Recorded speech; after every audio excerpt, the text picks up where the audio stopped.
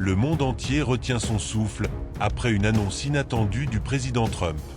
Samedi, son administration est intervenue pour négocier un cessez-le-feu complet, immédiat et, selon ses propres termes, peut-être permanent entre l'Inde et le Pakistan. Une décision cruciale qui aurait pu éviter une catastrophe incalculable, un affrontement direct entre deux nations, toutes deux dotées de l'énergie nucléaire. Des négociations avec l'Inde sont actuellement en cours. Et bientôt, elles débuteront également avec le Pakistan. Trump affirme que son administration a réussi à mettre fin à un conflit nucléaire. Une confrontation qui, selon lui, aurait pu dégénérer en une guerre nucléaire dévastatrice. Sommes-nous vraiment si proches d'une guerre atomique? Peut-être. Mais nous assistons aussi à quelque chose d'encore plus profond. L'accomplissement de paroles anciennes, prononcées par Jésus. Nation se dressera contre nation, et royaume contre royaume. Et aujourd'hui, le président Trump relance le débat mondial. Sur ses réseaux sociaux, il a déclaré que Vladimir Poutine ne cherchait pas un cessez-le-feu en Ukraine, mais plutôt une rencontre directe. De leur côté, des pays européens comme l'Allemagne insistent sur la nécessité d'une trêve claire avant tout dialogue. Une fois de plus, le fossé entre les États-Unis et l'Europe est mis en évidence, sur la manière et le moment dont cette guerre prendra fin. Et ce n'est pas tout. À compter du 1er mai 2025, la Chine a franchi une étape décisive. Il est interdit aux étrangers de participer à toute activité religieuse, sans l'approbation explicite du gouvernement. Le président Xi Jinping ne contrevient plus aux accusations de Trump. Votre principale préoccupation est désormais autre. L'expansion silencieuse, encore croissante, du christianisme en Chine. Votre administration, en toute responsabilité, a imposé une nouvelle loi. Une mesure stricte, conçue spécifiquement pour limiter l'action des chrétiens et des missionnaires étrangers. Un article intitulé « Chine, nouvelles restrictions pour les chrétiens étrangers », publié par Puerta Abierta, confirme. À compter du 1er mai, les chrétiens étrangers ne pourront plus prêcher ni évangéliser en Chine, sous réserve des nouvelles restrictions imposées sous prétexte de sécurité nationale. La norme est claire et s'applique directement aux étrangers. Il n'existe aucune interdiction officielle du christianisme étranger. Tout événement religieux impliquant des villes d'autres pays, qu'il s'agisse d'une prédication, d'une cérémonie ou même d'une simple mission de visite, doit faire l'objet d'une autorisation préalable de l'État. Et en pratique, ces approbations sont impossibles à obtenir. Oui, le christianisme est techniquement autorisé en Chine, mais uniquement sur le plan du mouvement patriotique des trois autonomies. Les églises, même ouvertes, sont strictement contrôlées, surveillées et réglementées par le gouvernement. Ce n'est pas la première fois que les chrétiens sont persécutés en Chine. Dès 2024, des rapports inquiétants ont commencé à circuler. Le gouvernement chinois réécrivait la Bible. Oui, au XXIe siècle, le Parti communiste chinois s'est lancé dans un ambitieux projet de 10 ans. Son objectif, produire une version officielle des Écritures adaptée à son idéologie. Une version qui sera imposée aux chrétiens du pays. Et le plus alarmant, dans cette nouvelle Bible, Jésus est dépeint comme un meurtrier. Une réinterprétation qui a suscité l'indignation mondiale et un profond malaise spirituel. Il convient donc de se demander, à quel point sommes-nous proches du retour du Christ? Sommes-nous, peut-être, à l'aube de la fin? Les scientifiques ont aussi leur mot à dire. Le 28 janvier 2025, le bulletin des scientifiques atomiques a fait une annonce fracassante. L'horloge de l'Apocalypse a été avancée à seulement 89 secondes avant minuit. Le moment le plus proche, jamais enregistré, d'une catastrophe mondiale. Un avertissement symbolique mais puissant. Cette horloge reflète le risque imminent de catastrophe causée par les armes nucléaires, le changement climatique et les technologies émergentes, comme l'intelligence artificielle. Le monde observe la situation avec inquiétude. L'anxiété grandit. Les questions se multiplient. Notre civilisation atteint-elle son point de rupture? À chaque fois que l'horloge est décalée, Les gros titres explosent dans le monde entier. Les débats s'enflamment parmi les scientifiques, les dirigeants politiques et les analystes. L'horloge de l'Apocalypse n'est plus seulement une métaphore scientifique. C'est un symbole de notre vulnérabilité collective, de la fragilité et de l'incertitude du destin de l'humanité. Cependant, le monde entre et observe le signe rétrograde de la veille finale. Il existe un moyen plus important que celui où personne n'est sous les projecteurs. La minuit prophétique de Dieu, une époque mentionnée dans les Écritures, et que le temps de la destruction physique n'est pas passé, mais plutôt vers une crise beaucoup plus profonde, la destruction spirituelle. Alors que les nations craignent les guerres, les catastrophes et les effondrements mondiaux, peu de gens pensent à l'Éternel. S'il vous plaît, considérez que vous n'êtes pas préparés pour le retour du Christ. Le monde se termine avant la possibilité d'atteindre 89 secondes de catastrophe. Mais que croyons-nous dans les croyances qui perdurent le plus, au moment où nous désespérons et dont Jésus s'est repenti? L'avertissement du ciel est supérieur à toute prédiction humaine. La veillée finale est basée sur des calculs, des perceptions et des découvertes visibles. Mais c'est minuit de Dieu.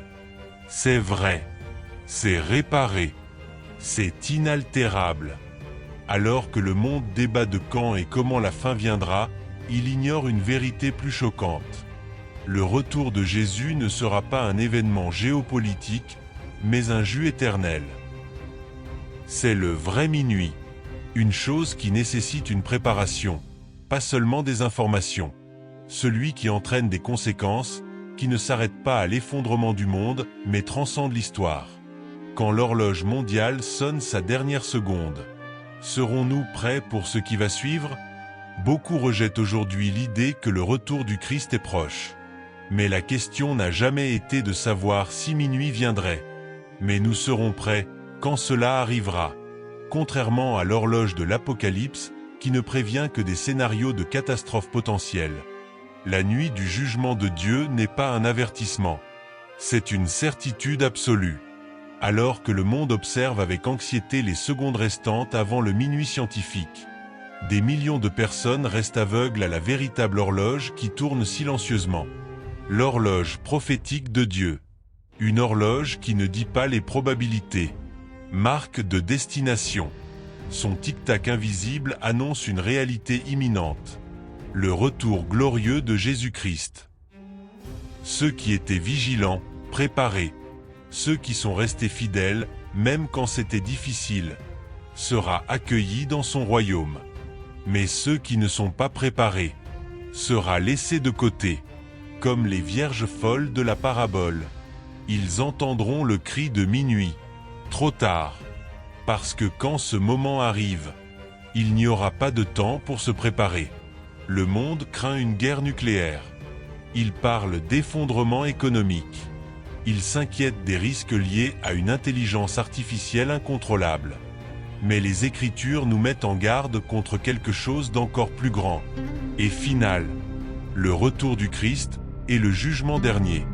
Tandis que les scientifiques ajustent l'horloge du jugement avec des formules et des calculs, l'horloge de Dieu tourne sous une autorité bien plus grande, sa souveraineté. Et cette fois, je ne peux pas m'arrêter. Cela ne peut pas être changé. Cela ne peut pas être prédit avec précision. Vous ne pouvez nous trouver que préparés ou pas. Dans la lettre aux Philippiens, chapitre 2, versets 10 à 11, l'apôtre Paul nous rappelle une vérité incontournable.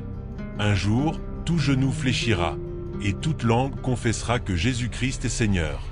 Ce jour arrive. Aujourd'hui, le monde se prépare à l'inévitable. Mais pas pour l'éternité. Les gens construisent des bunkers souterrains. Ils stockent des réserves de nourriture. Ils conçoivent des systèmes de défense de plus en plus sophistiqués. Tout cela au nom de la survie. Le mouvement de préparation est devenu une industrie florissante. Il existe des sites internet spécialisés, des livres, des kits d'urgence, et une liste interminable de produits conçus pour résister. ce qui n'est pas encore arrivé. Les gouvernements conçoivent des stratégies. Les scientifiques débattent d'hypothèses. Les économistes font des prédictions. Et pendant ce temps, citoyens ordinaires et milliardaires, ils investissent des millions dans leur sécurité. En 2020, le marché mondial des équipements de survie était évalué à 1,2 milliard de dollars. Et les projections sont claires.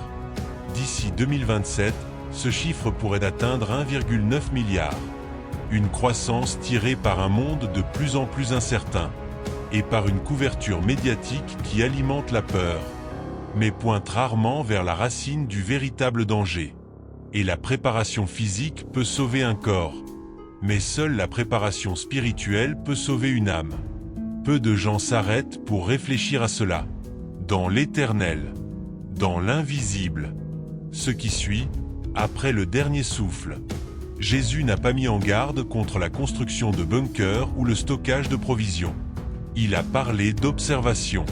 Soyez prêts, vivre avec la lampe allumée et le cœur prêt, parce que le retour du Christ ne sera pas annoncé par les chaînes d'information, ni par des alertes internationales.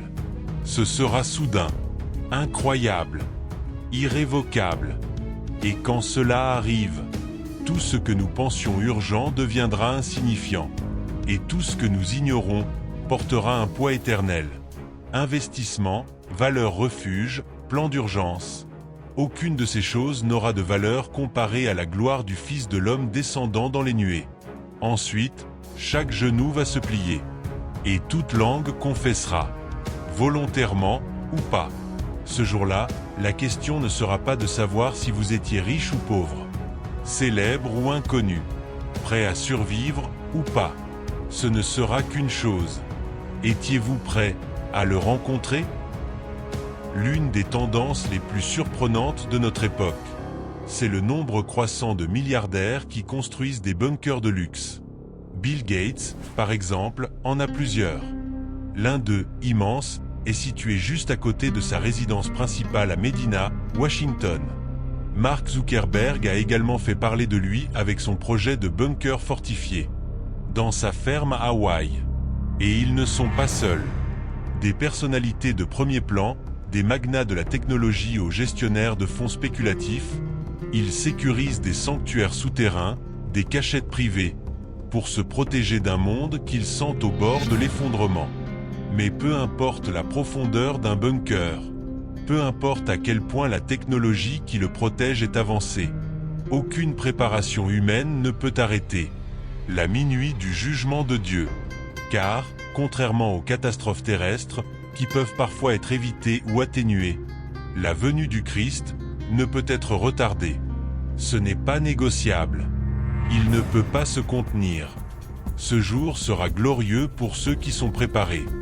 Mais pour ceux qui ne le font pas, ce sera un jour de ténèbres, de regrets, et une perte irréversible. Jésus lui-même nous a mis en garde à ce sujet. Dans Matthieu chapitre 10, verset 28, il est dit: « Et ne craignez pas ceux qui tuent le corps mais ne peuvent tuer l'âme. Mais craignez celui qui peut faire périr l'âme et le corps dans la géhenne. » C'est-à-dire, la peur de l'homme est mal dirigée. Nous avons peur des guerres. Nous avons peur des pandémies. Nous craignons l'effondrement économique, l'intelligence artificielle, la fin du monde. Mais nous oublions que la seule chose que nous devons vraiment craindre, c'est Dieu. Non à l'horloge de l'Apocalypse. Non aux prophéties apocalyptiques des scientifiques. Non au chaos international. Mais au Dieu qui soutient l'âme de chaque être humain. Et qu'un jour il jugera avec une justice parfaite. Le temps passe. Et l'horloge de Dieu ne s'arrête jamais. Préparez pour rester éveillé. Et ne gardez pas ce message pour vous. Si ce contenu a touché votre âme ou vous a fait réfléchir, abonnez-vous pour ne rien manquer de ce qui se passe. Et partagez ce message avec ceux qui ont également besoin d'entendre la vérité en ces temps sombres. Soyons prêts pour quand retentit le cri de minuit.